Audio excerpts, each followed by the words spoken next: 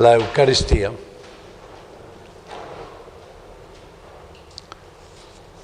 abre su libro de el catolicismo romano en el numeral 1365.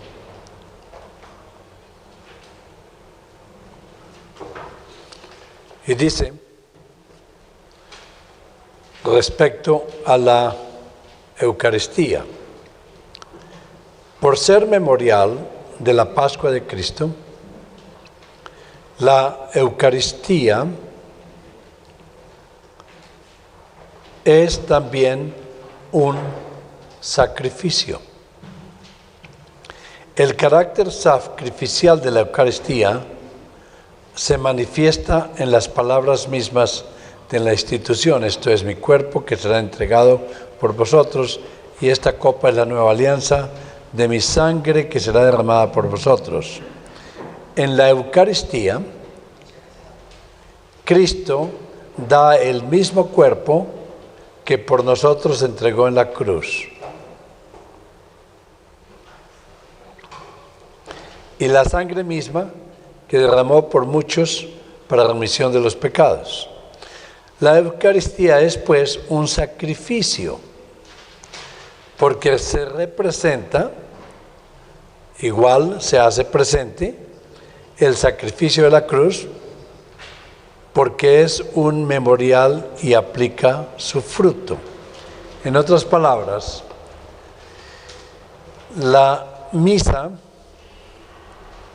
es un sacrificio.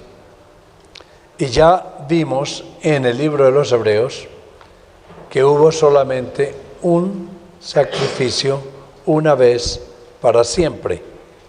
Y no voy a repetir, a devolverme allá, pero es interesante que ellos dicen, no es un sacrificio, pero en la doctrina oficial dice, sí, es un sacrificio. O sea que es como si fuera que Cristo tendría que sacrificarse otra vez y otra vez y otra vez. E imagínese eso cada vez, por cada sacerdote que tiene la obligación de celebrar la misa todos los días. Por otra parte, es muy importante saber que la Eucaristía o la comunión es una cena. Y la cena es para comunión. Si se llama comunión, es otro nombre para Eucaristía, si se llama comunión, es para la comunidad, para la iglesia, ¿sí?, reunida, la congregación. En este caso, es bien interesante que el sacerdote tiene el compromiso de decir la misa diaria cuando hace los votos de ordenación, así esté solo. ¿Cómo puede ser comunión cuando una persona está sola celebrando ese sacramento? Entonces, ahí quizás ustedes ven otra contradicción. Ya hemos visto entonces varios sacramentos, el sacramento del bautizo o del bautismo, el sacramento de la extrema unción, el sacramento de la penitencia o la confesión, ahora la Eucaristía. El quinto sacramento es el sacramento del matrimonio, pero obviamente ese sacramento tampoco es sacramento porque tampoco fue instituido por Cristo. El sacramento fue instituido por Dios en el Génesis. Y el sacramento es el bautizo.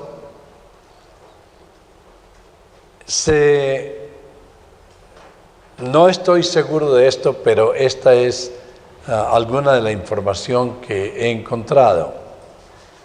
Cuando se tradujo la Biblia del griego al latín, por primera vez que la tradujo, ¿quién fue? Jerónimo, del griego al latín, cuando encontró la palabra en Efesios 5 de la comparación del matrimonio, de las responsabilidades del matrimonio con las responsabilidades de Cristo con la iglesia, que el hombre debe morir por su esposa, así como Cristo murió por la iglesia. Y hace Pablo esa comparación en el libro de los Efesios entre el matrimonio y la iglesia, y dice 5:22, 5:23, porque el marido es cabeza de la mujer, así como Cristo es cabeza de la iglesia, la cual es su cuerpo y él es su Salvador. Así que como la iglesia está sujeta a Cristo, así también las casadas lo estén a sus maridos en todo. Maridos, amad a vuestra mujer. Y en un sitio cualquiera, versículo 32, grande es este misterio. Jerónimo tradujo eso, grande es este sacramento, por equivocación. Y parece que ahí fue el inicio del sacramento, del matrimonio como sacramento. Luego ya se corrigió eso, pero el sacramento quedó. Pero realmente no es sacramento, sabemos que hay dos. El otro sacramento que ha instituido el catolicismo romano es el sacramento de las órdenes sacerdotales, que de acuerdo con el catecismo y el magisterio de la Iglesia, dice que les da un carácter eterno. Como el bautizo nunca cambia, nunca se bautiza doble vez, porque es una vez para siempre, así también el sacramento de orden no se da más de 2 veces. Así que un sacerdote, así sea expulsado del catolicismo romano, nunca deja de ser sacerdote, así su carácter no le impide escuchar confesión en caso de emergencia o de ejercer el trabajo de los sacerdotes, lo cual no tiene ningún sentido, porque en realidad ya hemos visto que el sacerdote no tiene derecho de ser sacerdote, primero, y segundo, hemos descubierto que el matrimonio tampoco es un sacramento. El orden tampoco es un sacramento, y no tienen la autoridad de ser sacerdotes, porque la Biblia se lo ha dado solamente a Jesucristo. La única autoridad que tienen es de ser pastores. Si ellos renunciaran a ese deseo de ser sacerdotes y darle salvación a los hombres bajo su poder sacerdotal, entonces estarían haciendo bien. Y el último mandamiento el último sacramento es el sacramento de los últimos auxilios, o sea, los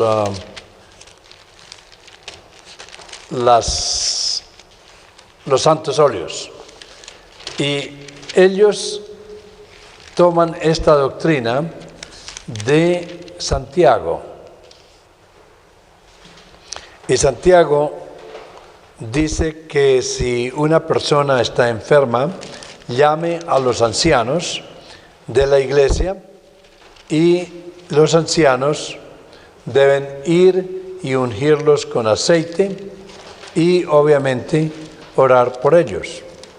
Entonces ellos creen que ese fue un sacramento, pero lo que si alguno está enfermo, no sé si no lo encuentro. Si alguien lo ha encontrado, por favor. Santiago 5:14.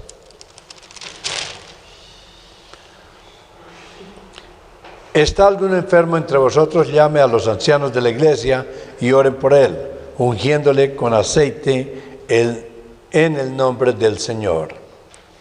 Y la oración de fe salvará al enfermo y el Señor lo levantará. Y si hubiera cometido pecados, les serán perdonados. Confesaos vuestras ofensas unos a otros y orad unos por otros para que seáis sanados. La oración eficaz del justo puede mucho. Nuevamente, confesaos unos a otros. Si alguien está enfermo, obviamente no es malo ir y orar por él. Pero en este caso de que de pronto Dios lo sane, lo salve, significa sanamiento material, no salvación eterna. La persona solamente se salva por fe y no por obras. En este caso, cuando se traduce esta palabra de salvación, se requiere curación temporal. El enfermo se levantará, si es que el Señor así lo ha decidido. Entonces, las iglesias cristianas también hacen eso.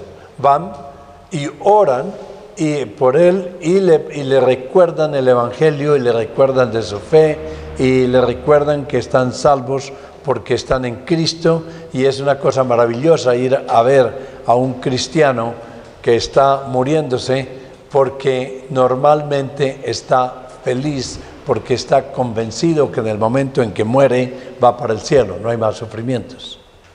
¿Sí?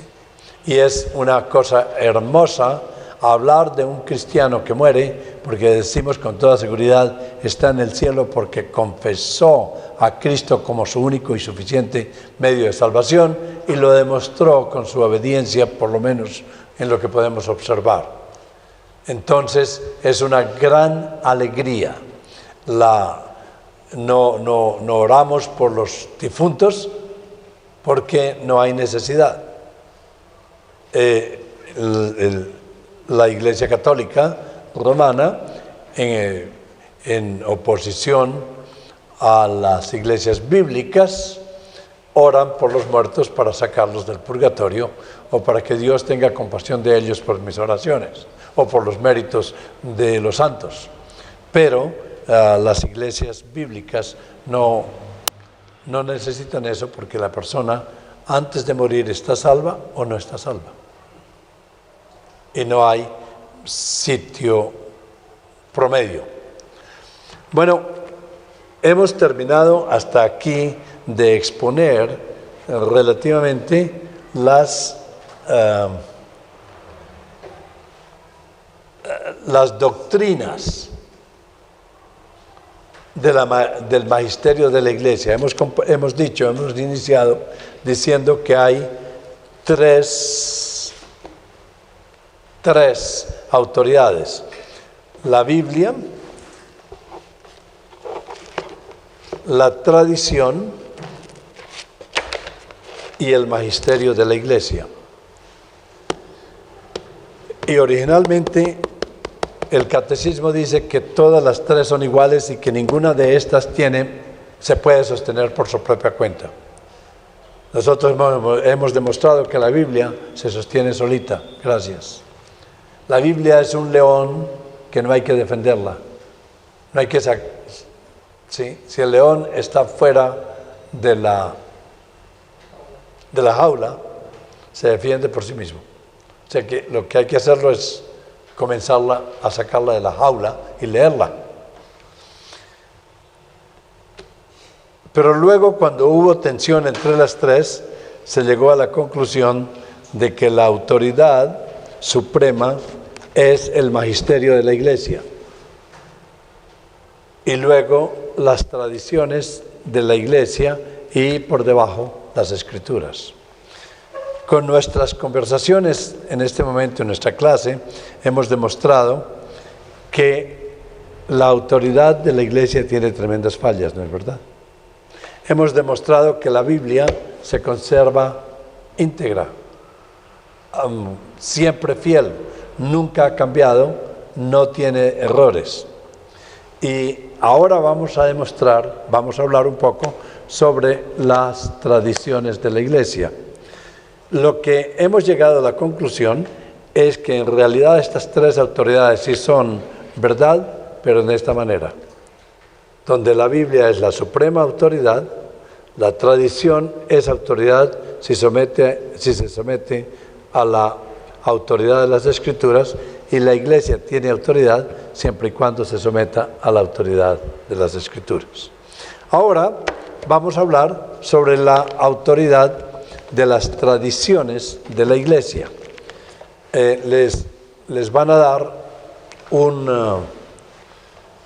una traducción de lo que voy a leer acá a ustedes dentro de un par de horas, o tal vez mañana en la mañana, pero mientras tanto voy a leerles algunas de las tradiciones de la Iglesia que realmente no se encuentran en la Biblia. Y aquí vamos a demostrar si la tradición puede considerarse autoridad fija. Ya vimos que el magisterio de la Iglesia no se puede considerar como autoridad fija, porque primero que todo los sacerdotes no son autorizados por las Escrituras.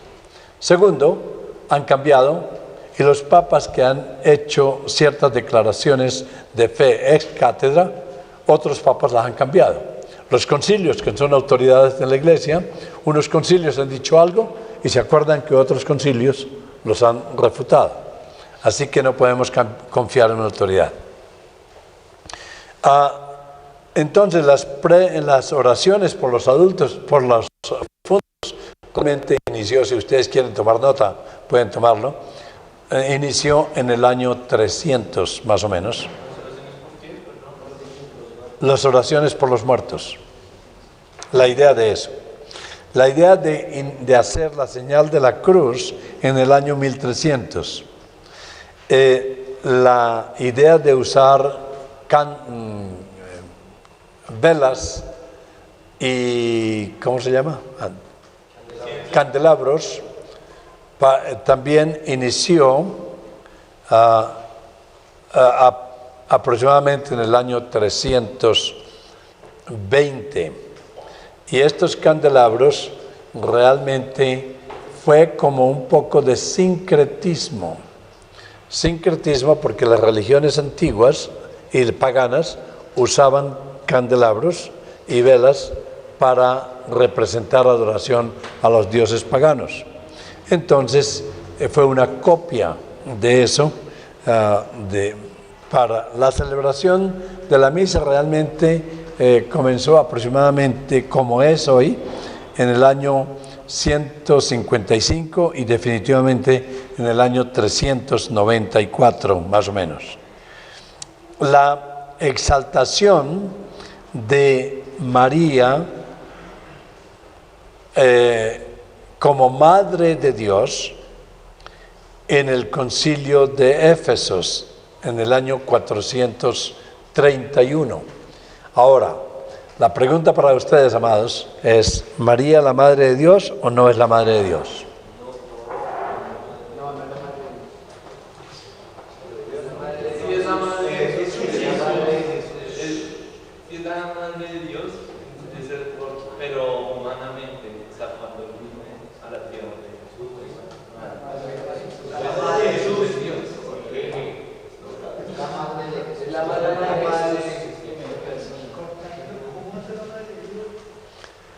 La respuesta es sí, es la Madre de Dios. Porque no puedes reemplazar una herejía con otra herejía. y vamos a explicarlo. Si decimos que no es la madre de Dios, vamos a quitarle la divinidad a Jesús. Porque es la madre de Jesús y Jesús es Dios y es hombre. Es algo que no podemos explicar con palabras, pero que las entendemos con la mente y con el espíritu. Vamos a tratar de entenderlas para que todos ustedes que quedaron con cara larga se pongan un poco más contentos. ¿Ok? Voy a contestar las preguntas inmediatamente después de esta presentación. ¿Ok? De esta. Ella es la madre del Señor Jesucristo y el Señor Jesucristo es Dios. Por consiguiente, es su divinidad y su naturaleza divina y su naturaleza humana están en una persona sin división, sin confusión, sin mezcla. ¿Sí? No las podemos dividir. Entonces, en el momento en que niega que María es la madre de Jesús, de Dios, está negando la divinidad de Jesús y estamos metiéndonos en el territorio de los testigos de Jehová y de otros que niegan, y los arianos que niegan la divinidad de Jesús. Lo que pasa es que María no es la madre del Padre, del Hijo, del Padre y del Espíritu Santo. El consejo de Dios es Padre, Hijo y Espíritu Santo. Es la madre de Jesús y Jesús es Dios, pero no es la madre del Padre ni del Espíritu Santo. Por consiguiente, ella no es la madre de la divinidad. Es la madre de Jesús, que es hombre y divino. Entonces es cuestión de entender que cuando hablamos de la madre de Dios, entendemos claramente que es la madre de Jesús y Jesús es Dios, pero no es la madre de la Trinidad. Sí. Y lo que estoy diciendo es altamente delicado porque no podemos tampoco dividir el concepto de la esencia de Dios. Entonces, lo único que podemos decir es lo siguiente, que es la madre de nuestro Señor Jesucristo. Nuestro Señor Jesucristo es Dios y hombre, por consiguiente, al ser la madre de nuestro Señor Jesucristo y siendo Jesús Dios, en este aspecto es madre de Dios, hombre, del hombre Dios y del Dios hombre. Entonces, hay que tener mucho cuidado en lo que afirmamos, ¿sí? Porque no podemos dividir la humanidad y la divinidad de Cristo porque es una sola persona. Pero en nuestro espíritu, en nuestra mente, entendemos que no es la madre del consejo de Dios. No es la madre del Padre y del Espíritu Santo, pero es la madre del Hijo. Y este misterio nunca lo vamos a poder entender. Pero no podemos decirle que ella es superior a Dios, que ella creó a Dios. No, solamente Dios la preparó desde antes de la fundación del mundo, como a todos nosotros, ¿sí? Para ser santa. para nosotros ser santos, y a ella para ser la madre de nuestro Señor Jesucristo, que es Dios. Ahora sí, ¿hay alguna pregunta? ¿Usted tenía una pregunta? Yo solo iba a hacer un aporte, pues porque esto es cuestión de términos, porque al principio cuando digo que es la madre de Dios, no solo, bueno, no sé si aquí nosotros, o incluso las personas que vean el video, van a estar en su mente, ¿cómo así? O sea, porque Dios es un término ambiguo, y todos conocen a Dios como Dios.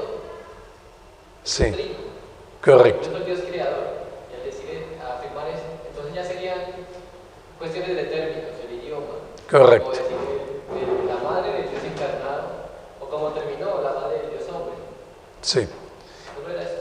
correcto. Entonces, es la madre de Dios, del Señor Jesucristo, que es Dios y hombre. Y al ser la madre de nuestro Señor Jesucristo, y al ser Jesucristo Dios y hombre, en ese aspecto es la madre de Dios. Pero no es la madre del Padre y del Espíritu Santo.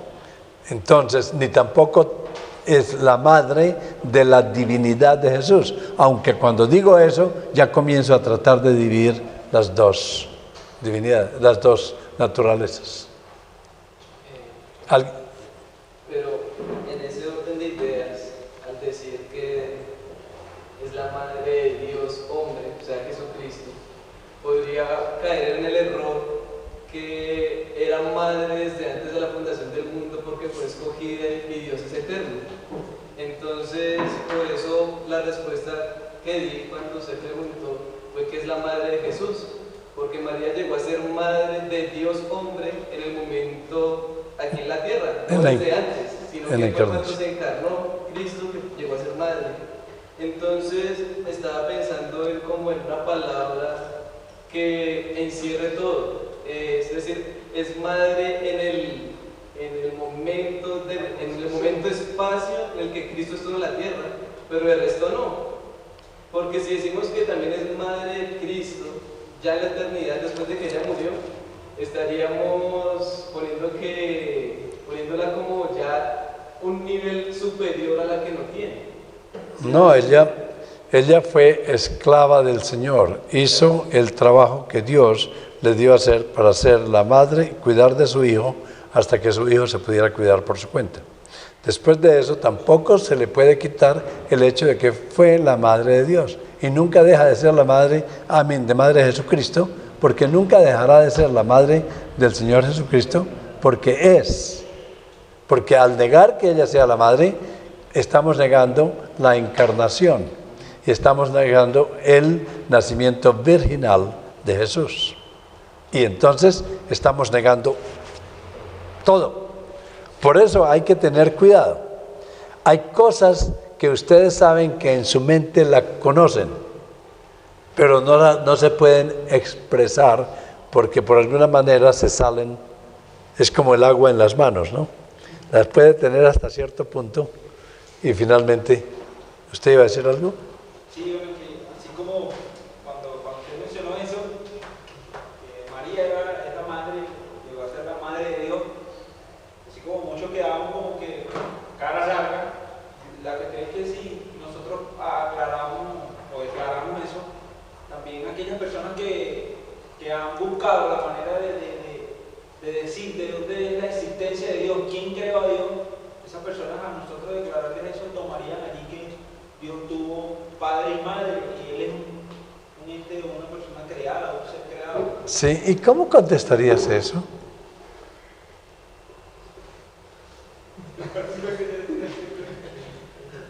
Porque existe la respuesta, ¿no es verdad? Y no la tenemos que pensar. Está escrita. Juan, capítulo 1, versículo 1. En el principio era el Verbo. El Verbo era con Dios. Y el Verbo era Dios. Dos asuntos interesantes. Dos palabras súper interesantes. Principio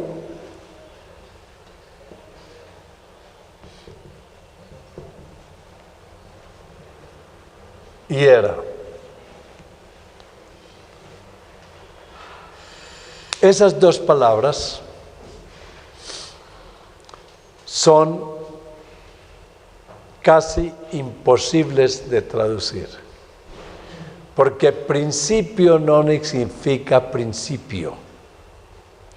Principio significa desde que nunca había existido principio. Solamente que no tenemos una palabra en nuestro idioma, ni en griego ni en hebreo, para explicar ese hecho desde que fue desde la eternidad, que la eternidad no tiene principio. Si decimos que desde el principio de la eternidad, estamos siendo ilógicos. Porque si la eternidad tiene principio, no es eternidad. Entonces, esta palabra principio es para explicar que desde antes de la eternidad, Cristo, Jesús, la segunda persona de la Trinidad, ya era. Y de ahí la palabra era, que es otro problema. Porque Dios no dice yo era. ¿Qué dice Dios? Yo soy. Entonces, desde toda la eternidad, el verbo es. Esa es la correcta traducción. El verbo es. No es que era y ya no es. Sí, es. En el principio es. Sí. Bueno, y segundo es, porque ahí no termina tu problema, ¿no es verdad? Desde la eternidad, el verbo es. Desde la eternidad, es con Dios. Desde la eternidad, es Dios. Y si la Biblia se hubiera quedado ahí, no tendríamos salvación. Que eso está muy bien, de la misma sustancia, es Dios. O sea que lo que debería decir ahí, en lugar de verbo, es por la eternidad, la segunda persona es con Dios, es con Dios, es Dios. ¿Y cuál es la otra? En el principio era el verbo era con Dios y el verbo es Dios. El verbo es la segunda persona de la Trinidad, que todavía no se llama Jesús. ¿Sí? ¿Y qué pasa en el versículo 14? ¿Qué dice? Y el verbo se hizo carne. Ahí hubo el inicio de Jesús como hombre. El que había existido en la eternidad, el día del nacimiento de Jesús, el verbo, la segunda persona de la Trinidad, se hizo hombre, se encarnó. Esa es la celebración de la Navidad en el Evangelio de Juan. Entonces, a partir de ese momento, tiene principio como hombre. ¿Sí? Pero como Dios, siempre ha existido. Pero en un momento determinado, es hombre. Entonces, estamos de acuerdo, no hay confusión. Lo que pasa es que este hombre nunca dejó aparte su divinidad. ¿Que ha estado? ¿Desde cuándo? Desde la eternidad. O sea que no es difícil de explicar, ¿no es verdad? Si se usa la Biblia. Y no tenga miedo a la verdad. No tenemos miedo de esconder nada. De decir, hoy no diga eso porque se van a confundir. No, que se confundan. Y luego se les explica. Porque la Biblia, la verdad es una. La verdad es absoluta y la verdad es como otro león, se va a defender sola. Sí, pero ¿está claro ese concepto ahora? Y esta discusión que estamos teniendo la tuvieron los teólogos en el año 431 en el concilio de Éfeso. Y esta fue la gran discusión. Los arianos comenzaron a negar la divinidad de Jesús porque no podían soportar la idea de que María fuera la madre de Dios. ¿Sí? Y ahora los testigos de Jehová siguen a los arianos. Y el Evangelio de Juan se escribió precisamente para defender la divinidad y la humanidad de Jesús. ¿Otra pregunta? Jesús dijo que Padre y yo uno somos. Sí. Entonces, en muchos pasajes de la Trinidad es inseparable. Correcto. Es un Dios en esencia. Entonces, teniendo eso en cuenta, no creo que sea posible afirmar que María es la madre de Dios, hablando de Cristo, porque lo estaríamos separando de la Trinidad. Y si dijéramos que es la madre de Dios, creo que incluiríamos al Espíritu Santo y al Padre. O sea, ¿cómo resolvemos la Trinidad de la Trinidad? Es muy fácil. ¿Quiere algo para escribir?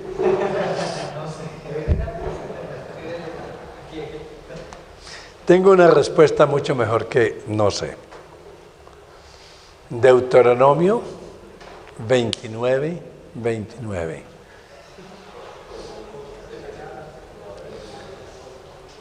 Las cosas ocultas pertenecen a Dios. Las cosas reveladas son para nosotros y para nuestra salvación. Estamos cayendo nuevamente. Lo poco que podemos entender, porque esto es más profundo de lo que podríamos pensar, pero lo poco que podemos entender es que Jesús nació como hombre de María y Jesús es Dios. O sea que Él trajo su divinidad a la encarnación. Ahora, ¿cómo Dios hizo esto? Le tengo una noticia muy interesante. Jamás podemos conocer a Dios como Él es, en su perfección y en todo porque si lo logramos comprender exactamente cómo es, seríamos como otros dioses. Entonces, en la eternidad, Dios continúa revelándose y comprenderemos otras cosas que no comprendemos ahora. Pero lo que sí estamos usted y yo seguros es que si decimos que María no es la madre de Dios, le quitamos la divinidad a Jesús. ¿O no? Sino que tengo un conflicto. Ajá. Si decimos que María es la madre de Dios, refiriéndonos a Jesús. Sí. ¿Se podría como dar a entender de que María es superior a Dios? No. O que está, o sea, que María dio divinidad. No. A eso No, porque en el principio ya era divino. Desde la eternidad. Jesús, como Dios, no comenzó a existir desde el nacimiento de Jesús. Como Dios ha existido por toda la eternidad. O sea que María no puede darle nacimiento a algo que ya existía. Solamente le dio el nacimiento a Jesús como hombre, pero él ya venía con su carácter divino. Pero como nació y no podemos dividir las dos naturalezas, ¿sí? No sé si ustedes han leído el Catecismo de Westminster, donde le gastaron años y mucha tinta a este pensamiento. Sí. Yo no puedo agregarle casi nada, solamente inicié este asunto diciéndoles que hay cosas que entendemos con el espíritu y con la mente Y cuando las tratamos de decir con las palabras, se nos sale de la jaula. Entonces, en ese punto seguimos de acuerdo con la Iglesia Católica. En ese punto, si la Iglesia Católica, buena pregunta. Si la Iglesia Católica está de acuerdo que María no es superior a Jesús y que Jesús no se somete a María en su divinidad, como lo demostró, y que no se puede ir por María para llegar a Jesús, porque la idea es esa, como es su mamá, él tiene que hacer lo que ella le diga. Por eso le pedimos a ella que él nos salve. Pero permítame terminarle. Vaya al capítulo 2 de Juan, y como no tenemos mucho tiempo, llegan a las bodas de Caná, ¿no es verdad? Y María le dice a Jesús comienza su ministerio público, y María le dice a Jesús: hijo, no tienen vino. Jesús comienza su ministerio y ella va como intercesora de los que necesitan este favor. ¿Y Jesús qué le contesta? No, mujer. Sí, no, mujer. Mujer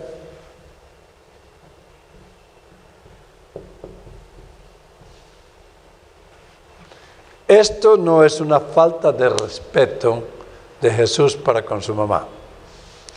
Mujer significa también humana. Yo soy divino y sigo las direcciones de mi Padre, no de los humanos. Mi tiempo no ha llegado, no.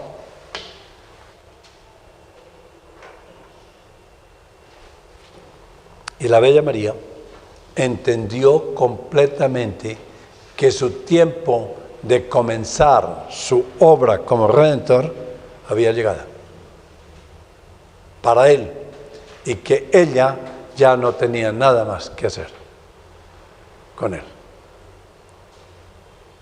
Y dijo algo maravilloso: haz lo que él os diga. Luego, Jesús en Juan 14:6 dijo: yo soy el camino, la verdad y la vida. Nadie va al Padre sino por mí. O sea que estamos de acuerdo, si ellos están completamente de acuerdo, que no necesitamos ningún intercesor, ni siquiera su madre, para ir a Jesús.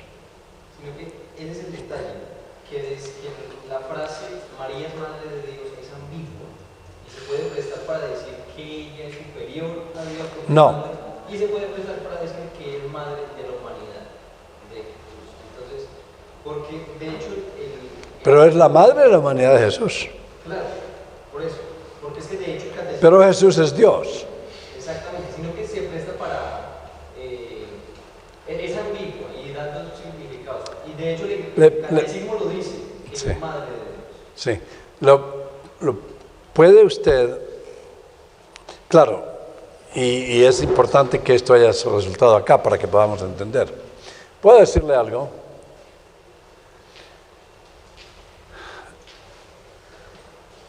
El presidente, una mujer que fue la mamá del presidente, es la mamá del presidente. Pero el presidente, ¿cómo es que se llama? Santos. Sí. Ese presidente, la mamá es la mamá de Santos. Y no del presidente. Pero Santos es presidente. Así que es la mamá del presidente. Es el concepto de verlo. Pero eso no quiere decir que la mamá de Santos vaya a ejercer asuntos presidenciales o le vaya a decir al presidente lo que tiene que hacer. ¿Sí? O sea que el presidente sigue siendo como ciudadano, entre comillas, superior a la mamá en el cargo que tiene, ¿no es verdad? Sí. Un comentario, creo que él piensa, o varios estudiantes están pensando más en la utilidad del término, en el sentido práctico del término, más que en La teología. el sentido teológico. Sí. Y yo creo que para entender el sentido práctico del término, o útil del término, hay que ver el contexto del concilio, y era que el concilio de Éfeso se estaba enfrentando a los nestorianos que negaban la unidad de las dos naturalezas de Cristo. Correcto. Ellos no decían que Cristo era solamente hombre, ellos decían que Cristo era divino y humano, pero ellos enfatizaban más la humanidad de Cristo. Entonces ellos decían, María es madre de Cristo. Es decir, que si nosotros nos enfrascamos en decir que María es solo madre de Cristo, estamos cayendo en la misma herejía de los nestorianos, que enfatizaban más la humanidad que la divinidad. Y por eso en el concilio se usó el término madre de Dios, para usarlo contra los nestorianos, para decir no, Jesús es Dios y es hombre, por lo tanto María también es madre de Dios, no es solo madre de Jesús hombre, es madre de Jesús Dios. Correcto. Esa es la utilidad, es contra una herejía y no se ha prestado, hay un temor de que bueno, se puede prestar para decir que María es superior o que María creó a Dios. Pero realmente ni siquiera la misma Iglesia Católica Romana ha llegado a ese punto. No. Aunque ellos tienen, lo que usted dijo, es esa doctrina de que María intercede ante Cristo y le pide cosas. Pero ellos no han llegado al punto de decir que María es superior a Cristo. Entonces es un temor que no es... Sí, muy bien. Yo creo que en esta discusión nos podemos quedar unas 10 horas, porque ellos se gastaron muchas horas en este asunto, solamente que es cuestión de entender el término y no romper una herejía con otra herejía. Ok. ¿Ya recibieron su lista? Sí, Ah, ¿están felices? Luego tenemos, los que no la recibieron, mire a su vecino. ¿Usted tiene una pregunta? De hecho, sí. Es que ayer usted estaba hablando sobre el dominio de la Iglesia Católica Romana. Me surgió una pregunta porque recordé una historia que me contaron hace un tiempo de cómo los católicos dominaron Grecia y parte de eso, que supuestamente ellos les decían a los griegos que ellos oraban también a sus dioses, pero que lo hacían de otra manera. Que lo que ellos hacían era decir tal oración y que ya no le decían, por ejemplo, Zeus, sino San José. Entonces, así, ¿eso es cierto? Eso se llama sincretismo. Cuando la iglesia comenzó a propagarse donde habían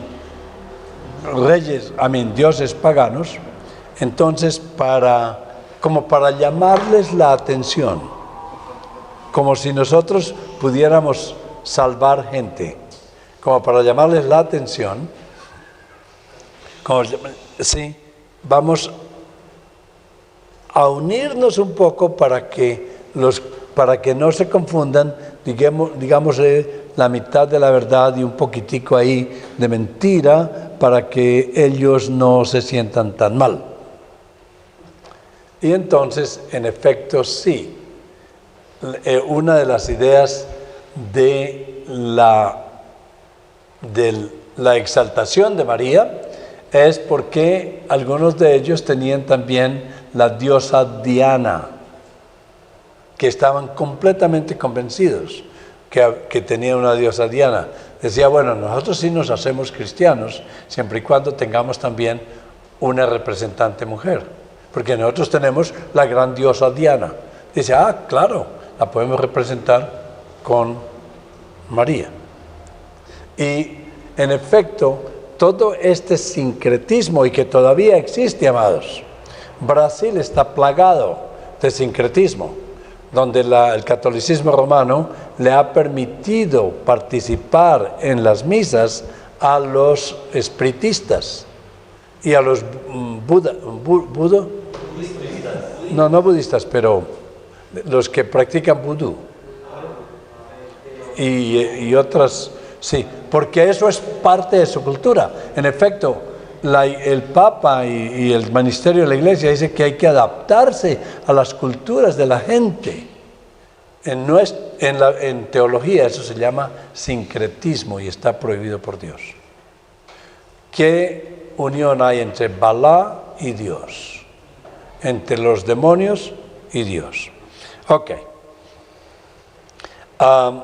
La extrema unción se comenzó a practicar en el año 526. La doctrina del purgatorio surgió por primera vez, o casi oficial, en el año 593 con Gregorio I. ¿Sí?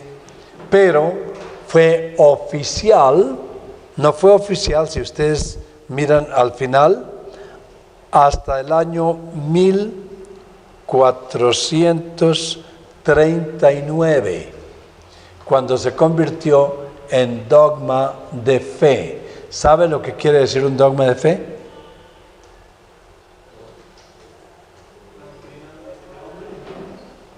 No saben. Contesto su pregunta y luego explicamos qué es dogma de fe. Lo que le iba a decir era que, como estaba en la exaltación de María y los número 6, aquí sabe que los número 7 los sacerdotes empezaron a vestirse de forma diferente a los laicos. Sí. Sí, pero lo que no voy a ir por todas porque nunca terminamos. Pero, ¿qué tal si...? Ok, dale.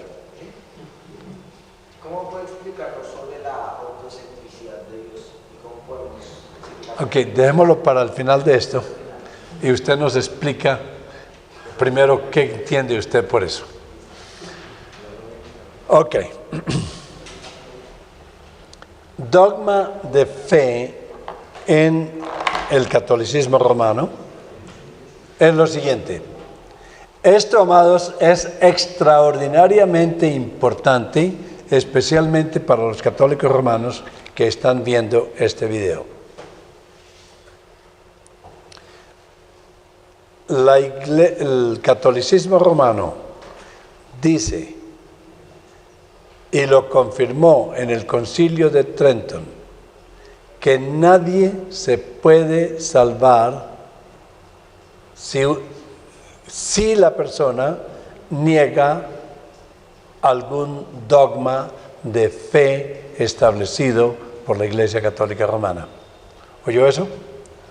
Dogma de fe es un decreto oficial presentado por el Papa o firmado por los obispos, pero es ex cátedra. Por ejemplo,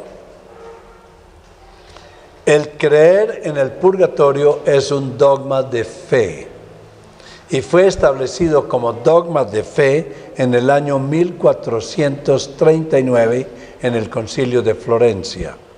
Si una persona cree en Jesucristo como su único y suficiente medio de salvación, pero no cree en el purgatorio, se condena. Dogma de fe es creer que el Papa es infalible. Si una persona cree en Jesús con toda su fe como su único y suficiente medio de salvación y se arrepiente, no va al cielo si no cree que el Papa es infalible. Eso es un dogma de fe, una afirmación, una doctrina que es esencial para salvarse. ¿Ahora no quedaron más sorprendidos que lo antes? Eso no es verdad, porque la Biblia dice que el único dogma de fe es toda la Biblia. Y hay que creer toda la Biblia. Y cuando una persona dice, ¿cree la Biblia usted literalmente? La respuesta es sí si usted me explica qué quiere decir literalmente. Y si no le explica, la respuesta es sí, pero de acuerdo con el género literario en que está escrito. ¿Sí? ¿Qué es lo que quiere decir cada interpretación de... Bueno, entonces estábamos, ¿dónde? Sí, el purgatorio. Fue establecido en 593, comenzaron a orar por los muertos antes, pero aquí ya pusieron el purgatorio y en el lenguaje de las oraciones, en worship, en el año 593, y luego en el año 1439 se estableció oficialmente. ¿Por qué sería? ¿Alguna ocurrencia? Porque oficialmente, si existía el purgatorio oficialmente, se podrían establecer las indulgencias. Y como se necesitaba dinero para hacer todas las construcciones que había que hacer en Roma, entonces ya esta mañana leímos acerca de las indulgencias. Y ustedes se acuerdan de eso. Bueno, en el año 600, el lenguaje de adoración fue impuesto por Gregorio I en latín.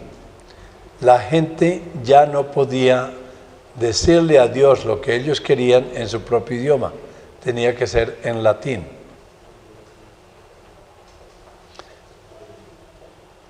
En el mismo año, Gregorio I comenzó a establecer oraciones dirigidas a María y a los santos y a los ángeles.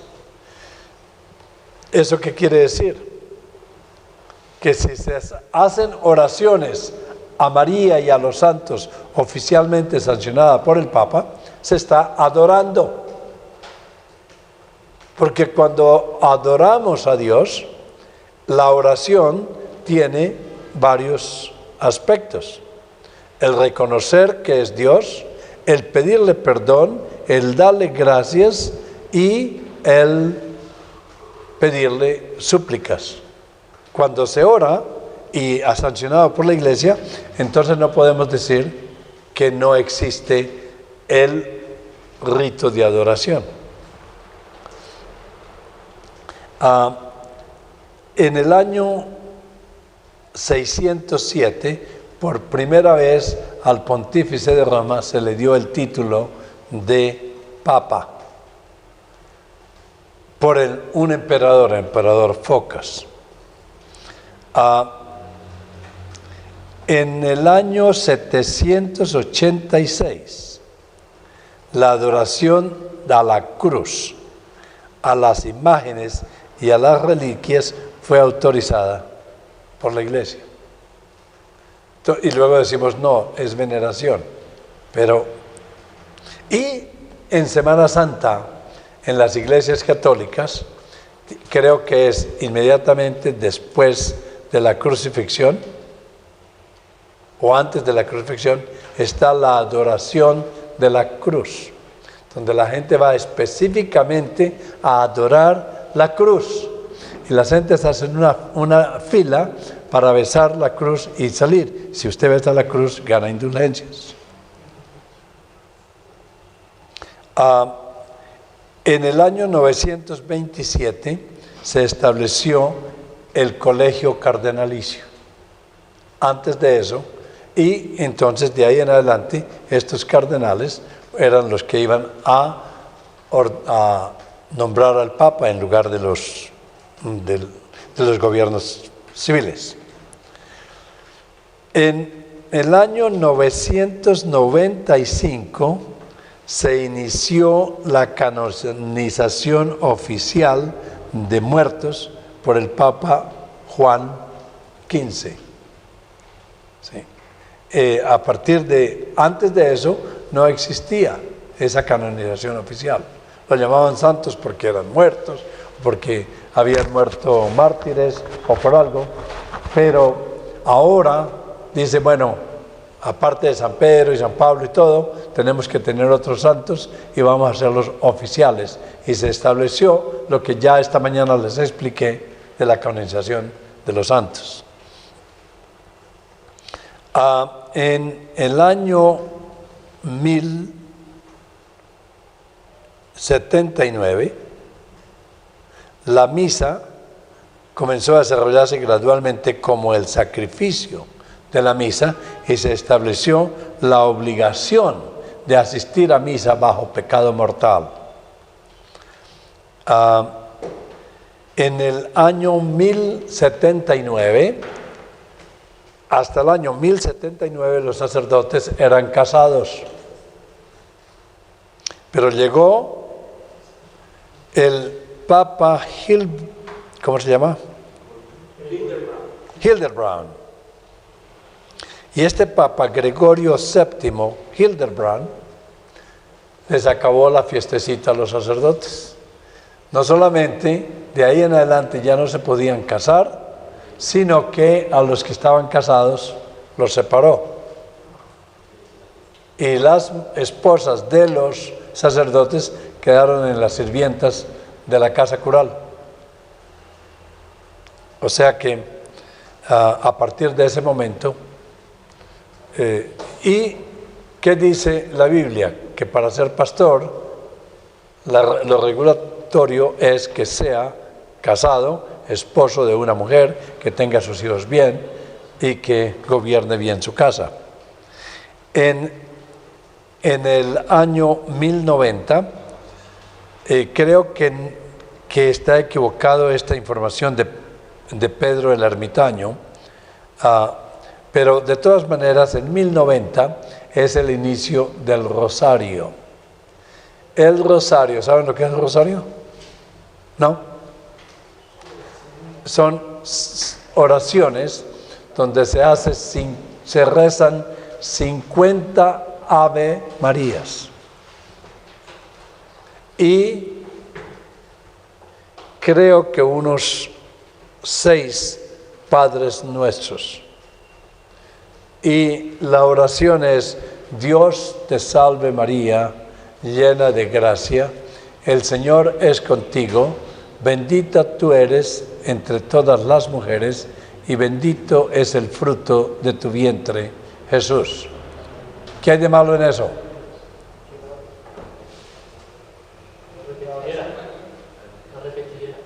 No, pero ¿qué hay de malo en esta oración? Nada. Nada. No, ella es santa, que creyó en Cristo. No, pero no he dicho eso. Hasta ahí está bien. Hasta ahí está bien porque está repitiendo lo que la Biblia dice. Dios te salve María, eso fue lo que el ángel Gabriel dio, llena de gracia, eso está en la Biblia. Dios te salve María, llena de gracia, el Señor es contigo, bendita tú eres, claro, entre todas las mujeres, y bendito el fruto de tu vientre, que es Jesús. No hay nada malo con eso, absolutamente nada. No, entre todas las mujeres, no importa, pero no hay nada malo en eso, porque es bíblico. Lo que está malo ahí es la segunda parte. Santa María, Madre de Dios, ruega por nosotros pecadores, ahora y en la hora de nuestra muerte. Se convirtió en la intercesora. Aparte de eso, lo malo de esto es hacer esa oración a una persona que está muerta, que es María. Ella no ha resucitado. La Biblia dice que todos los que murieron están en la tumba y resucitarán cuando llegue el Señor Jesús de acuerdo con el libro de Tesalónicos. ¿Sí? Entonces, Dos cosas malas. La primera es la segunda parte que es inventada. El otro aspecto malo es orarlo a una persona que está muerta. Y el otro aspecto malo es que hay que repetirla tantas veces. ¿Qué dice Mateo? ¿Qué dice Jesús en Mateo? Donde dice, Señor, enséñanos a orar. ¿Perdón? No, dice, cuando entres, entra a tu aposento y ora de esta manera, Padre nuestro. Evita las vanas repeticiones. O sea que, en efecto, ellos no están orando. Los católicos romanos lo llaman rezar. Y rezar es repetir las mismas cosas varias veces. Entonces, cuando ora, usted habla con Dios como si estuviera frente a usted y como si fuera una persona con la cual se puede comunicar. Cuando usted se encuentra con un amigo y el amigo le repite la misma cosa 10 veces, ¿usted qué hace?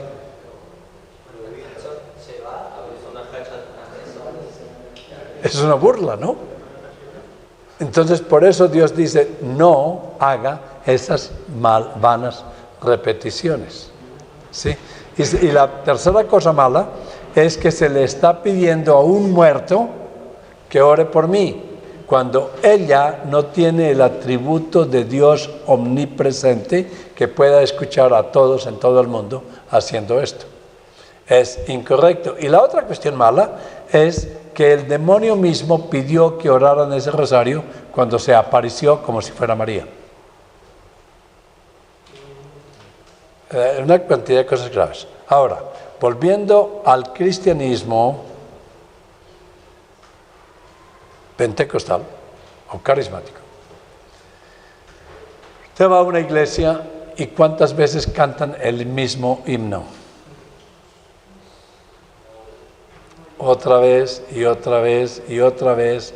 Jesús, Jesús, Jesús, Jesús. Oh Señor Jesús, Jesús. Es una burla.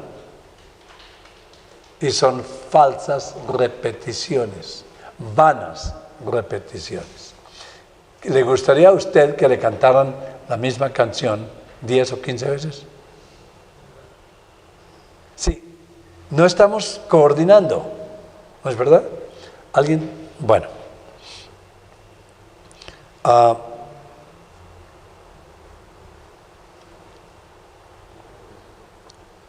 Entonces el rosario, la Inquisición fue instituido por el Concilio de Verona, donde a las personas que no creían se les obligaba a creer y si no, eran martirizadas. Y se inventaron los martirios más grandes de eso. Hoy en día, las Escrituras no forzan a nadie que vaya a forzar a nadie a creer. ¿Por qué? Porque la salvación no es por hombres, ni por obligación.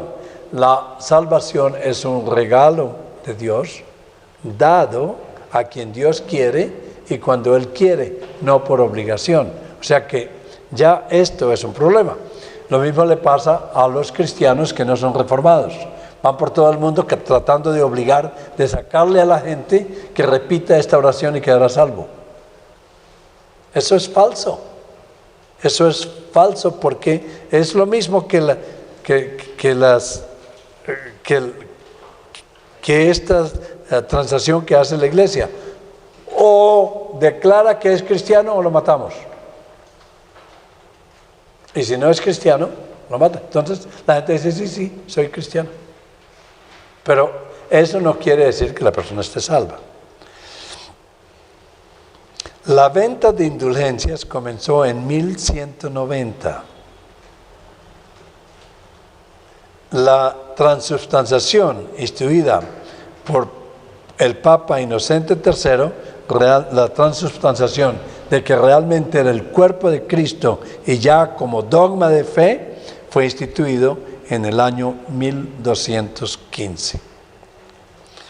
Y luego En 1220 se instituyó la adoración del pan y del vino, como si eso fuera Dios.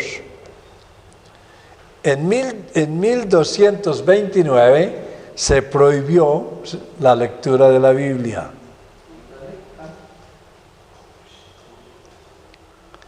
Sí, hombres que no fueran sacerdotes no podían leer la Biblia porque la gente tenía que creer lo que los sacerdotes decían. Entonces se ha colocado la Biblia en los libros prohibidos. Eso fue oficialmente en el Concilio de Toulouse. Sí. En el año 1251 el escapulario se inició con la promesa de que María del Carmen venía a sacar a alguien, llevarlo al cielo, que muriera después de 9 días. Y por eso tienen las famosas novenas y el novenario. Sí, cuando alguien se muere, por 9 días les rezan. Ok. Ya hablamos sobre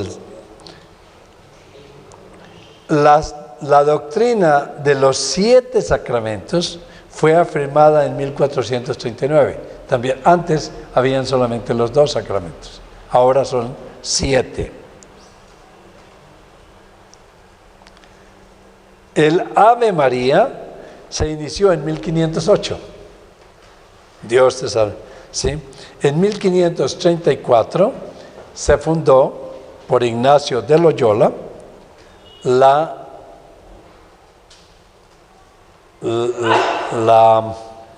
orden de los jesuitas. En 1545 se declaró que la autoridad de la Iglesia, la autoridad de la tradición y la Biblia son iguales. O sea que esto no es nuevo. 1545. Luego, los libros apócrifos se agregaron a la Biblia en el Concilio de Trento en el año 1546.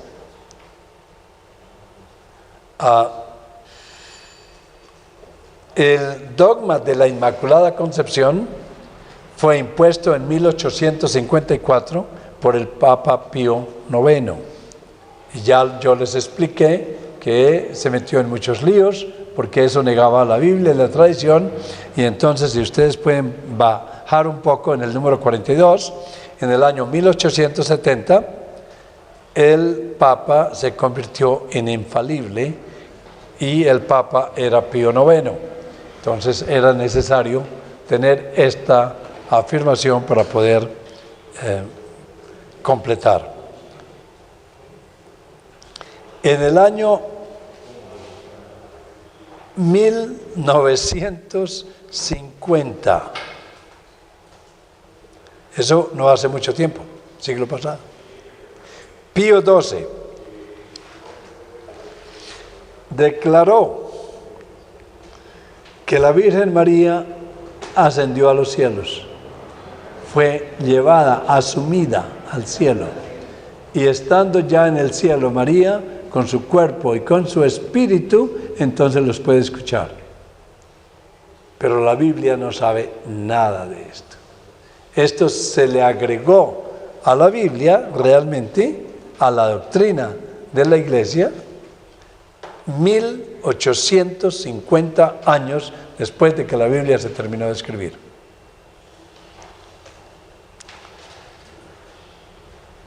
Luego, en 1965, el Papa Pablo VI declaró a María ser la madre de la Iglesia.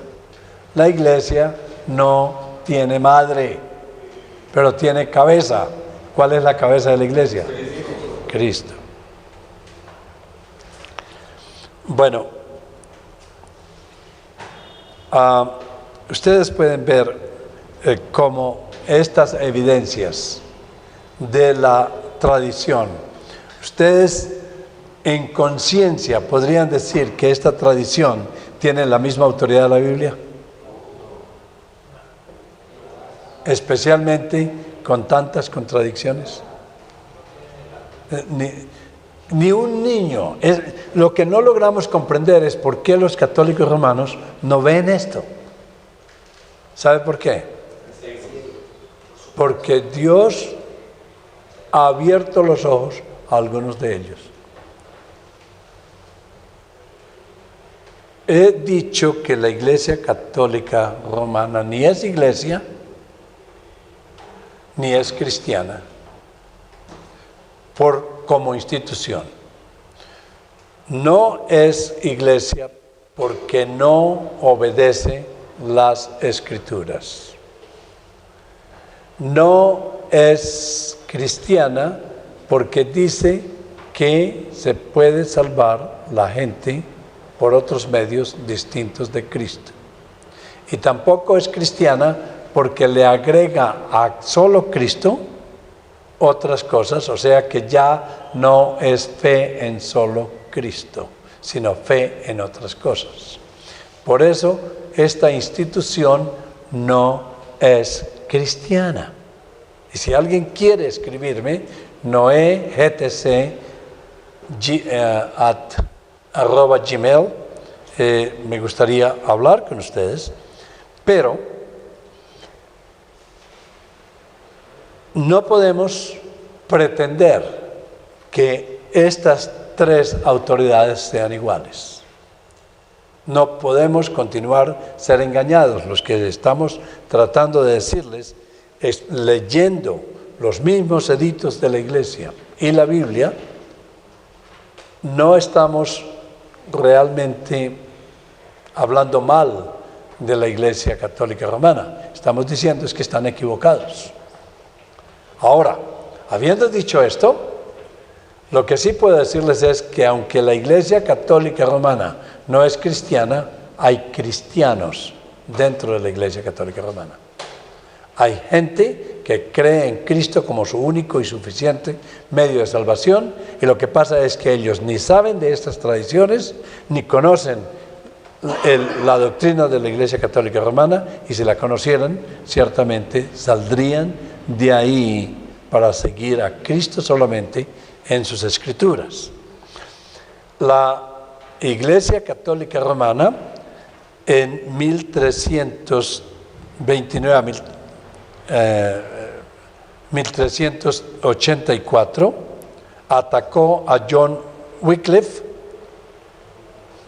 porque tradujo la Biblia. Luego Jan Hus, que vivió en 1374 a 1415, fue